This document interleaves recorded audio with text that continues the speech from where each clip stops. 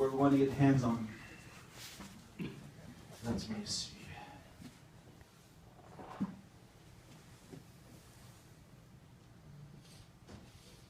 I would like, table's kind of skimpy, so I don't want to,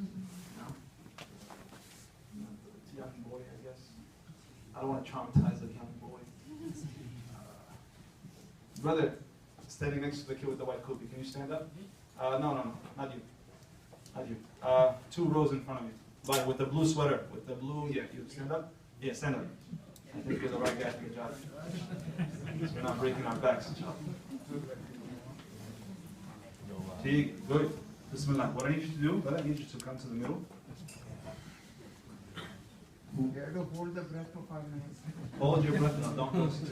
Because then we're going to have no Janazaah. Stay right there. Stay right there. Okay. It's going to be hard for you guys to see the sisters, maybe to see this portion, but we're going to try our best, maybe the same thing for the brothers. Maybe out of respect, you guys just accommodate. You know, maybe the guys who are in the front stay seated, the guys who are in the back stand up, and vice versa for the sisters. What's your name, brother? Nu'man. Like Ali Khan? Yeah. Inshallah. Inshallah.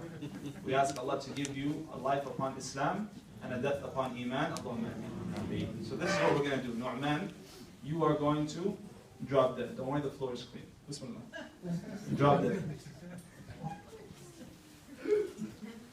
Rest. Dead people don't have their heads up like that. Okay, guys.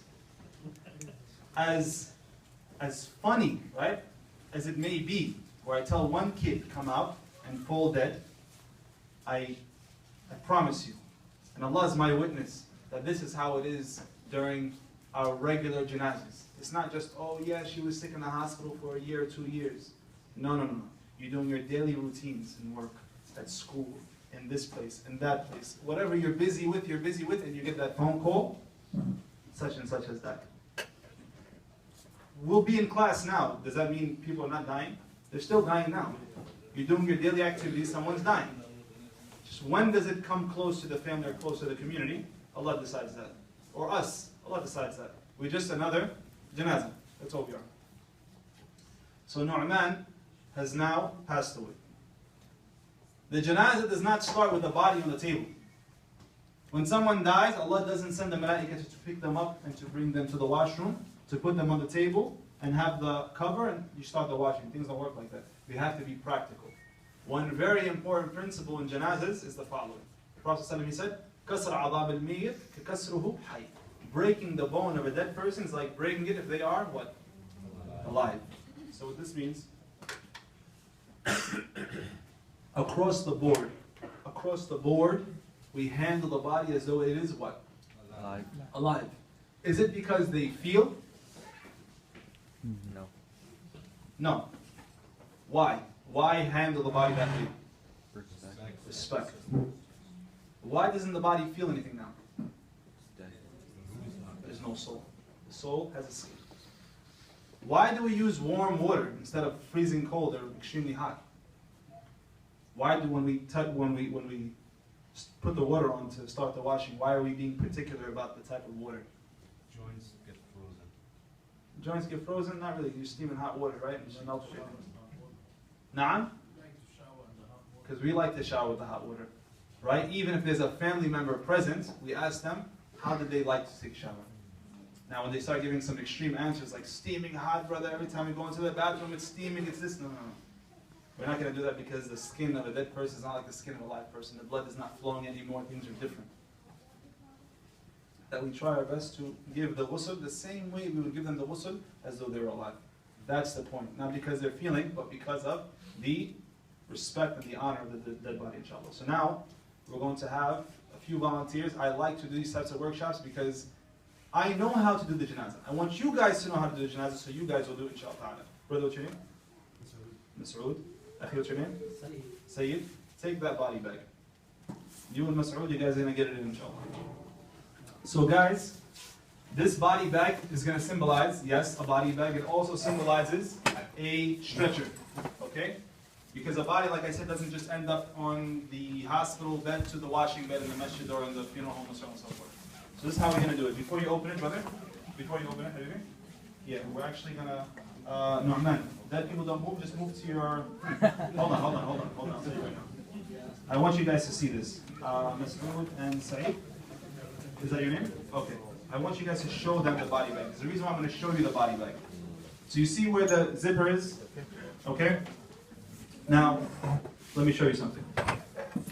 Keep it the same way. If they were to unzipper this like this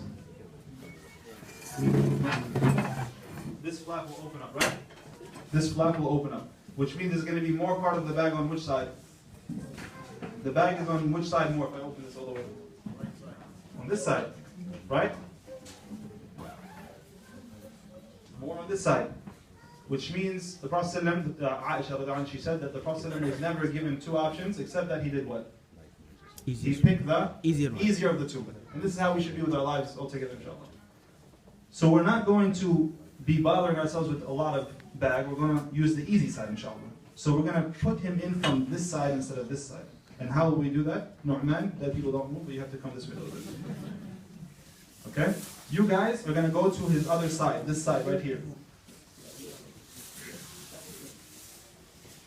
Now, how do we get Brother Nu'man into this body bag? Slide him. Just pull him and kick him and roll him? No. Don't listen to the brother. Don't listen to the brother. He'll get you killed. Okay. Put your head down, Nu'man. I need dead weight. Dead weight. Don't help them with anything. They have to do this on their own, inshallah. How are we going to get him inside?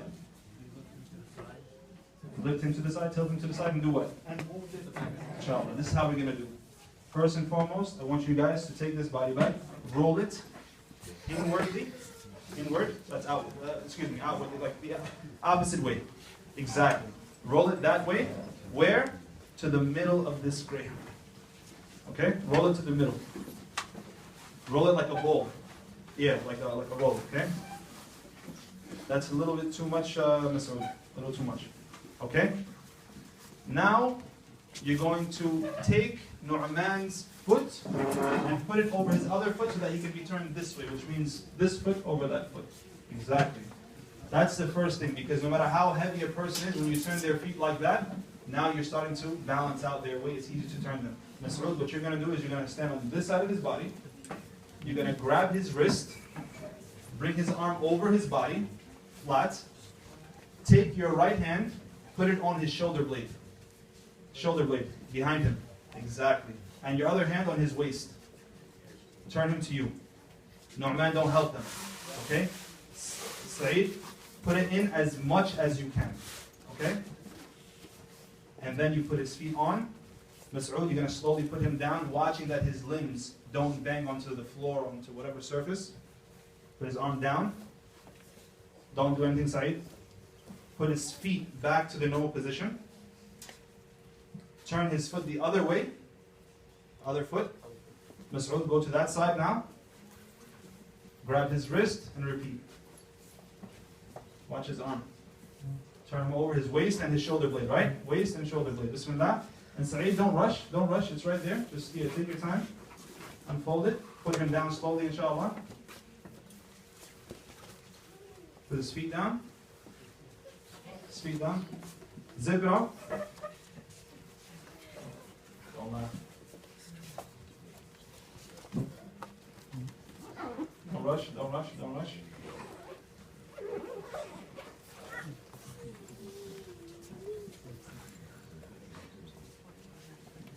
See, today we're learning how to do it, but in reality, the way it's okay. The sisters and the brothers, mashallah, very, you know, we're okay, we're okay. Nu'man, are you okay? Are you claustrophobic? No. We're good, but sisters, you guys are being mothers now, don't worry, inshallah. When we have a real janazah, you cannot tell them don't cover the face, right? You're going to really do it. And it's okay, there's some oxygen there, maybe for another 30 seconds, inshallah. Besides the point, what we're going to do now is we're going to have 2 brothers and 4 more, and you guys are going to transfer him from this place, inshallah ta'ala, to this place. So, let's move this here. The chairs, just back.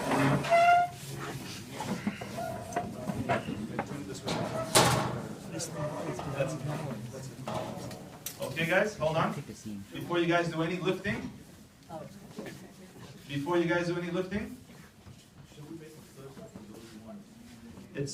Right now, it's just he's just going to, from this point, he'll be brought here, and then everyone will see everything anyway, inshallah ta'ala. So, Ms. Oud, get your right hand on that strap, the top strap, and your left hand under him like a baby. And brother in the middle, what's your name? Sufyan, same thing. Get one hand on the strap, one hand on the strap. The strap, and one under his body. Every one of you guys, one hand on the strap, one hand under his body like a baby. No one stand at the head, no one stand at the feet. Make sure you guys are on the sides. This way you can transport easily. On the count of 3, you guys are going to make sure you get under him like a baby. You guys are okay, don't worry. Just lift him first, inshallah ta'ala. Uncle, same thing with you. One on the strap, one under his body, please. On the count of 3, you guys will go up. 1, 2, 3, Bismillah. Okay, slowly come this way. Akhi Sa'id, no, Sa'id, come this side. Exactly. Now you guys are on each side. Don't hit his head. Slowly put him down. Slowly put him down. Jazakumullah khair. Everybody have a seat. We'll keep this rule for now from here. So you can sit. You want to take a vijay? Good? Close your eyes. It's scary to see them have their eyes open. Okay. So now the brother, let's just say the brother was transported from the body bag to the stretcher. The stretcher easily gets pushed into the vehicle. The stretcher easily comes out. It gets brought into the washroom. And then it's just a very simple tug, bring the body from the stretcher to the table, inshallah. It's very important, guys, that we know how to handle the body properly, not only for this person, but for the sake of Islam. We're representing Islam when we're doing things like this. Because I've seen many non-Muslims how they remove bodies, and it's very sick. It's sick. They can assign a girl who weighs 120, 130 pounds to remove a very heavy body, and they just make sure they get the job done. You know? And even in the hospitals, out of respect, when they're doing the removal, they like to close the curtain, right? They like to respectfully. Me, I do the opposite. I say, let them see how to move a body. Let them see, let them learn that the way they're doing it, it doesn't need you to close anything. Let them see that you're handling the body respectfully. Not just rolling the body and pulling the body and breaking your back. It's very respectful, inshallah. So now he's in the washroom. Now we're going to start the ghusl. Question. If you don't have the bag and you don't have the luxury of 6 people, how do you transport the body? Inshallah ta'ala, we make sure that that gets taken care of. Usually it doesn't take 6 people. I just did it in front of the gathering to get involved. Usually it's a 2-man operation at most, inshallah, unless it's really, really heavy. Of course, you have to call for help. If the family cannot help, we'll have our own brothers and sisters going to do the removal, even if it takes a little extra time. You cannot sacrifice certain things over other things, inshallah. Besides the point, let's say Brother Nu'man passed away in the middle of the street. What actually happens? If you pass away in the street, what happens? Ambulance, right? You have to call 911, so on and so forth. Then what? They take you to the hospital. From there, of course, they're already ripping his clothes open. They're trying to get him back and taking off his shoes and attaching wires and EKGs and whatever. So usually when the person passes away in the hospital, they're wearing what? Just in the hospital. What are they wearing? The gown. And in the nursing home, very simple clothing, so on and so forth. And only in hospice cases will the person be actually wearing like a full, regular average clothing, right? So the shoes, of course, they're usually never there. Whether it's hospice, whether it's in a hospital, the shoes are not there. Sometimes socks, and socks are very easy to remove, inshallah. You remove the socks, pull them down. As for the shirts and things of that nature, and before we even begin, is that if he was in the hospital, the reason why I mentioned the hospital, if he was in the hospital, would I be able to just go like this? Respectfully, Islamically. The covering. Cover. A cover. What type of cover? Blanket sheet. Take that up for a second. Don't even open it. You guys see that sheet? Please, I ask you in the sake of Allah, don't ever use a sheet when you're washing a body. Don't do it. Because during the middle of the ghusl, it's worthless. You see this garbage bag? He's not garbage. But this is the best protector and the most economic protector for washing a dead body to cover his awrah. What's the awrah of a brother? Private parts. What's the private parts? Waist down. Navel to knee. Navel to knee. So we're going to take this bag. If you put that back. Is that okay? Take this bag. Just as is. Put it over his awrah. No. The wide, this way. This will cover his awrah. How about the sisters? What's their awrah? Big ikhtilaf, right? Big ikhtilaf between their voices and the one eye and the two eyes and three eyes, right? I don't know, the hands, the fingertips, the nails, whatever. But generally speaking, for the brother, his awrah is from his navel to his knees, and for the sisters, when they're being washed, that we cover from their clavicle area, right under their neck, up into the mid-shins, inshallah. Now, how would we do that with this type of bag? Would I just turn this bag around and do it that way? No, because if I did that, she would still be exposed on her side when we're turning her and so on and so forth. So how do we do this? Very simply, I think you know this. Yeah.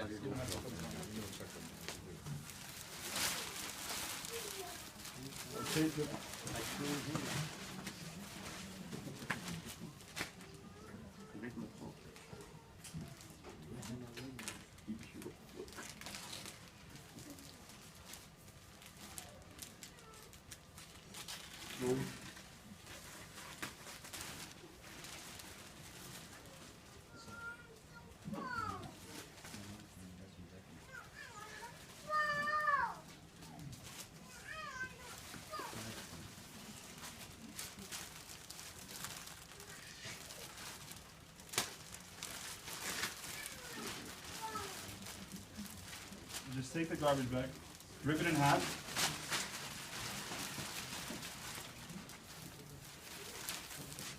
Same thing. With a piece of with a shroud or a sheet or a coffin or a body or a bedcloth or whatever, while you're doing the ghusl, it'll become wet. When it becomes wet, it's useless because the whole point is for you to cover the awrah. Now the wet sheet, the white sheet, of course it has to be white sheet, right? It makes the person completely visible. You can see right through it. You can see all the privates, a'udhu billah, and it's wet. Yeah. So by having it this way, it does not keep the form of the body. It keeps its own bag form, and the water just, you shake it off into the table, and that's it. This is the best way. When you're done, what do you do with it? Throw it out. Imagine throwing out sheets and sheets. It's not necessary, inshallah. So, now out of respect to our brother Nu'man, right? His name is not Naima. We're going to do a proper ghusl. So now, before the bag gets open, before he actually becomes uncovered, we have the awrah cover, and then Brother Mas'ud, inshallah, if you don't mind, unzip it with the bag just like that. Keep going down. And remember, the bag is a bag. You move it as you wish, right? It's not like cement. Be gentle, inshallah. Okay? So now, uncover the bag while keeping the cover on it. Bismillah. Exactly. Exactly. Now, which way will we go, Mas'ud, if we're trying to get him out? What's the easier way? What's the easier way to get him out? Out of that? Yeah. To start. Turn him which way? Which way are we going to turn him? Reverse. So which way do we have to turn him? Right. Exactly. This way, so we can play with this and not play with that. So let's get on that side, inshallah. Respectfully get his feet out from the position that they're in. No, our man don't help, inshallah. Get his foot over. What's next? We did it a couple times already. His wrist, right? Get his wrist over. Shoulder. Waist. 1, 2, 3. Sa'id, roll it into a ball. Not like that. Yeah, don't tuck it because then it's going to be hard to pull. If you roll it, it's easy, inshallah. All the way down to the middle of his back.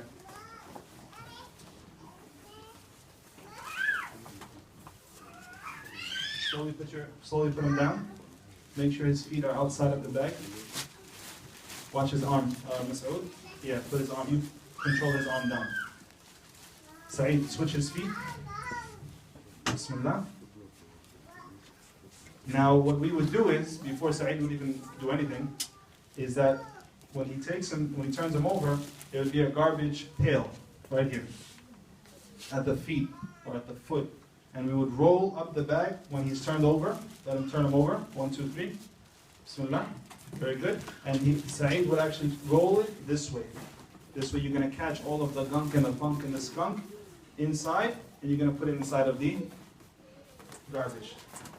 Now, I'm mentioning funk, skunk, gunk because in reality, guys, subhanAllah,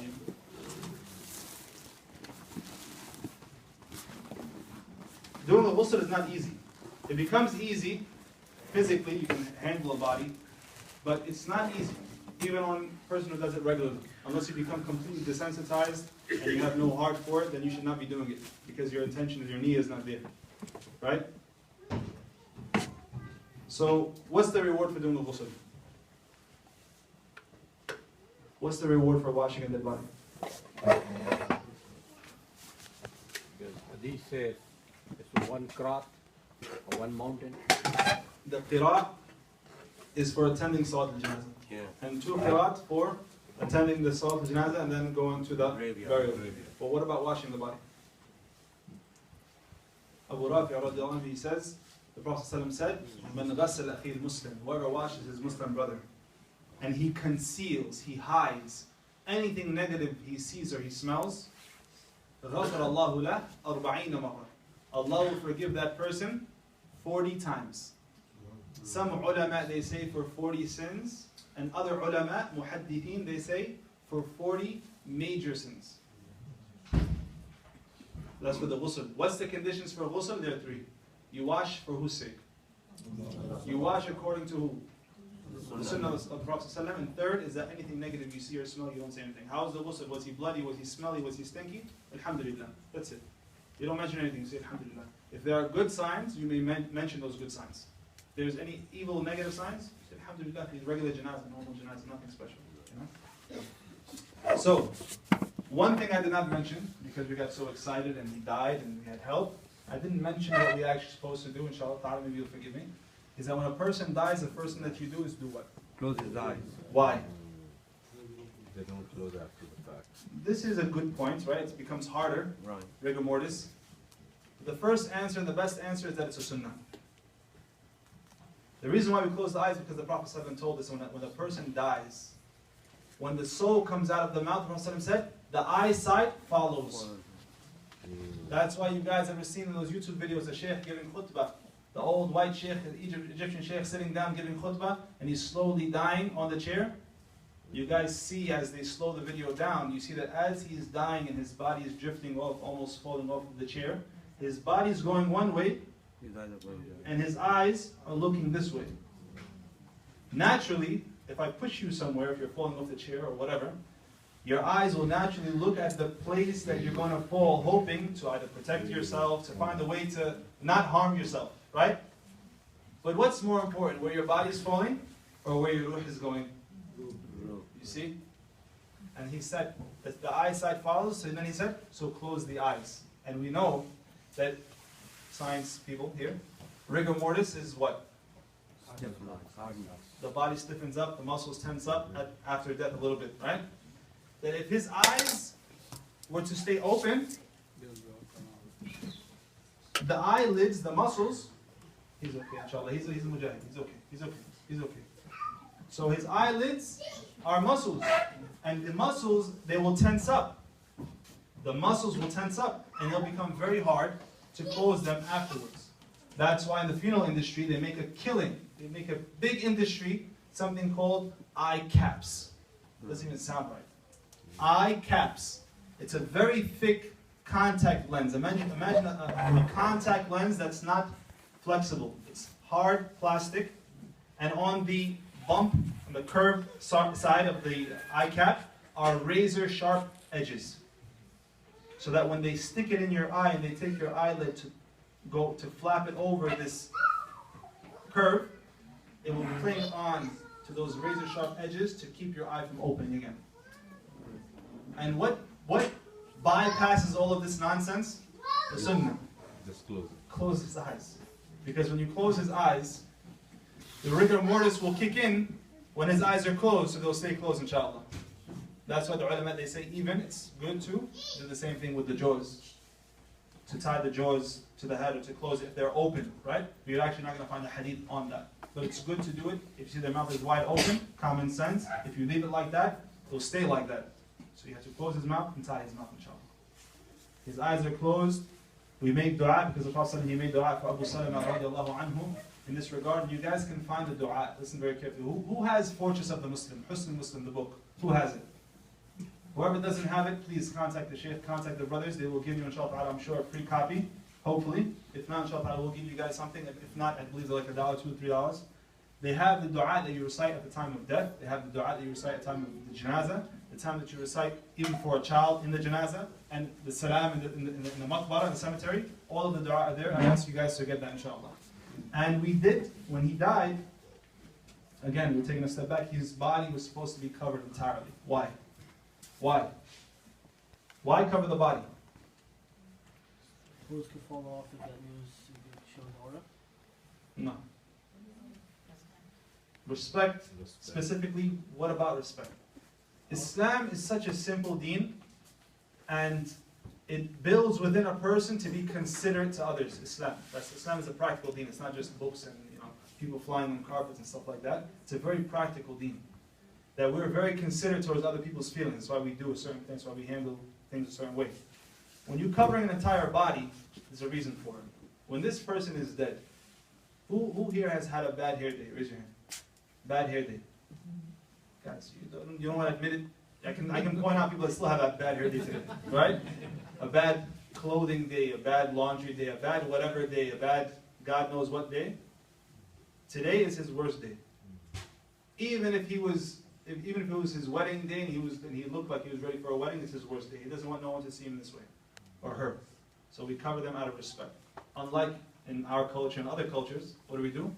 We make it like an exhibit, like a museum. Who wants to come in? Free admission. Bismillah. Go around, make tawaf, okay? And then you can go out that way. Although the person would wish to scream, cover me, I don't want no one looking at me. But we don't think about that. We just want to see their body. We want to see how it looks. Inshallah, and you go. Not even like tadhkira, not even like maw'idah, like subhanallah, it's going to be me one day, or he's such a good boy. No, none of that. Just that body, keep moving. Keep going. So the sunnah actually is the opposite. It's supposed to cover the body. And only unless you're a close relative or a person, you're allowed to uncover his or her face. If you're allowed to do this to the person when they're alive, you're allowed to do it to them when they're dead. And I'll give you guys a proof. You're allowed to uncover the face, kiss the head, and make dua. This is the sunnah of the Prophet ﷺ, and this is what Abu Bakr ﷺ did to the Prophet ﷺ when he ﷺ died. Okay? Open the will, because now he has instructions for people to pay attention to, what he wanted to get done. Hurry with the janazah and paying off the debts, we don't have to mention. Some points we put over here is loosen the joints and keep the jaws closed. You guys can ask questions, inshallah, towards the end. What's my time? Put my phone over here so I can just keep track of time. 1:30. So I was 1:30. We'll try to stop by 1:10 so we can leave time for Q&A, inshallah. So, we already did the lifting. We did the lifting. We already mentioned treating the dead as though they're alive. Now, Ms. Saud, if you don't mind, let's put on some gear. Not that it's that serious, but we'll put on some gear anyway.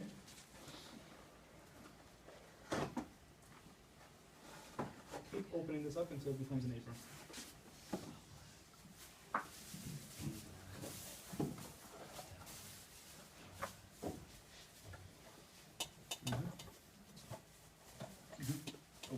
Open this.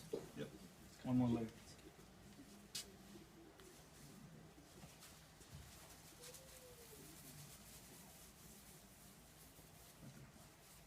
Okay. Put it over. Use your gloves. A lot of people say, Uddin, do you guys use face masks? We say unless they're fire department face masks, then they're worthless. Because if the smell of the funk, the beautiful funk, gets inside of this mask, you can't get it out. You wish that you never had it on. One second.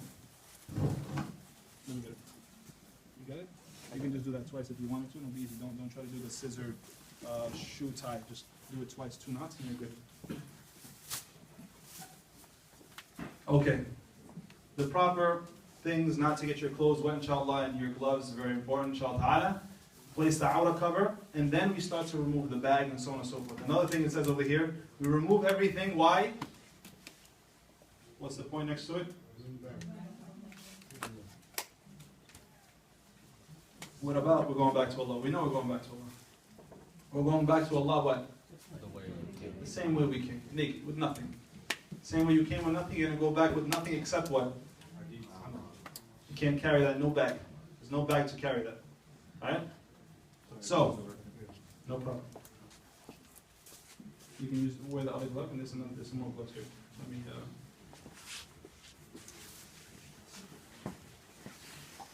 Okay? So now, and it's not even necessary, we're just doing this for them, for show. You know? Khair. So specifically, things that we have to always remove, name tags, the marker on the foot, on the bag, whatever, those things, we remove them. If he's wearing some type of jewelry, you remove it, put it on the side, place it in a bag, give it to the family. If they're there for ghusl or if they're there for the Janazaah, we give them all of their rights back, inshallah. And again, people always ask questions about dentures and gold teeth and things of that nature. If it's easy to, first of all, if it's worth value, and it's easily removable, you can remove it.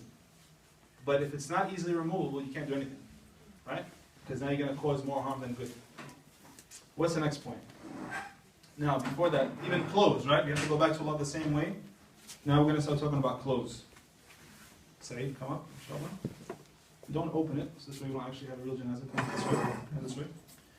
Is that the pants are very easy to remove if they're wearing pants. Usually we're not dealing with it because it's coming from the hospital, but the few cases that we do have to handle the pants, it's easy, inshallah. I'll show you. He's wearing a thobe and pants and everything, so for him it's a little different. The thobe is easy, you can actually just pull it up, right? But for his pants, all you have to do is get your hands on the brim or the waist part of his pants and pull it past his butt. That's it. And even if that means you lifting up one leg and getting the pants down past the butt and the other leg past the other cheek, so on and so forth, and then it's easy to pull down, inshallah. That's for the pants. For the clothes, for the shirt or for the thobe or for the t-shirt or for whatever, you just follow the seams on the shirt, inshallah. This seam right here, you would cut all the way down to the armpit. There's another seam that goes up towards the neck, and another one that finishes it off. Like that, you just flip it over, get it under his back, remove it. It's very easy, inshallah. Sometimes they don't have seams. You've done it enough to know where the seams are supposed to be. You just cut down that direction, inshallah, making sure that you're pulling the clothes off of the skin, so you're not cutting the skin, inshallah. So now we have to imagine our brother Nu'man, not really imagine him, but pretend he is naked, inshallah. He is naked, and the only thing covering him is what? The awrah cover, the bag, okay? What's next? What does it say over here? Pre-rinse if what? If necessary. And pre-rinse is only when something is a serious case, an accident, a tragic event where he's covered in something that's not part of his body, whether it be blood is from him, but you have to bring him back to his natural state before washing. If there's a lot of blood, if there's a lot of gunk, if there's a lot of mess, garbage, whatever's happening at that time, you remove that layer of whatever is not, shouldn't be on him, so that he can be in his natural state to start the ghusl. The pre-rinse is not part of the ghusl, it's to bring you to the normal state, natural state, to begin the ghusl, inshallah. If necessary. Usually it's not. The first part of doing ghusl is istinja. Istinja being very easy, guys, very easy teacher, alhamdulillah. What is it? Cleaning the private parts, front and back. Same istinja we make for ourselves. When you make istinja for yourself, what do you do? Huh? Water. Very good. What else? Left hand. Right? So the brother Mas'ud, he will take with his left hand, before he takes it, I want you to show you guys something. He's going to take this. What's this? You sure a sponge? You sure not a sheet, not just some more cuffing? Which a lot of us do, right? Sponge. Why sponge? Forget about soap. Absorbs. Forget about absorbing. Soft. Forget about soft. It's thick. It's a barrier between your hand and your brothers and sisters' private parts. What's a piece of cloth going to do for you once it's wet? It becomes part of your hand. You're all up in their stuff, subhanAllah. Right? It's very disrespectful. I wouldn't like it for me, and I wouldn't like to do it for someone. So by having a sponge, whether it be this sponge, whether it be a thicker sponge, sometimes when it's too thick, you don't even know what you're cleaning. So it has to be just the right size, inshallah, to get the job done. So he would do with his left hand. Believe it or not, when you're standing on the person's right side, for the istinja, it's easier than doing it on this side. Just because with your left hand, when you're on this side, you have to pick up more, and then the water's coming this way, so you're exposing, it doesn't look like it, but it is. You're exposing more space over here. When you're on this side, you don't even have to go anywhere. You're right there. You pick up the outer cover without exposing the brother. You pick up the outer cover and you're cleaning underneath. And the brother, I want to give you my water bottle, but I'll give you something else. I'll give you this. This one now. Saeed? Saeed is wearing his invisible apron and his gloves, alhamdulillah. What do you do with So, the arm? with his arm, you can stay on the side, inshallah. So Saeed, he'll be lifting up from here, and he'll be pouring, either from the shower head, usually the shower head, the pressure of the shower head will be going. You just keep your arm just like that. So you'll be down, going like this, cleaning his privates. How do we know if he's clean? If we can't look, if we can't just uncover his awra and check, how do we know if he's clean? What do you call it? Sponge and the water that's passing through his feet going down. Now, istinja for us, usually when we urinate, we clean the front. We do number 2, we clean front and back, so on and so forth. But when a person is dead, number 2 can be in the place of number 1. Just because of a diaper, being moved around, just bag, whatever it is. So when you're cleaning the front, you're not just looking for urine, you're just cleaning the entire front. Everything. Front, private, you're cleaning the whole thing, cleaning it off. Then, we turn the brother, and we clean his backside. So now, I would like for you guys to go this way to actually let them feel as though, and I want them to see that the bag is movable. It's not stuck. Like when the shroud gets wet, it's hard to pull the shroud to move it to where you want to go. When the bag is wet, doesn't matter. You just give yourself a little bit more space, right? Pull the bag a little bit towards you a little bit, even more because there's a lot of space on this side, right? Hold on, because I cut the bag, so you guys like all confused. This is the halfway point right here. Okay? So now, Masoud, you're going to turn him over. And Saeed, you're going to use with your left hand, right? And I'll pour the water for you. And you'll go inside without.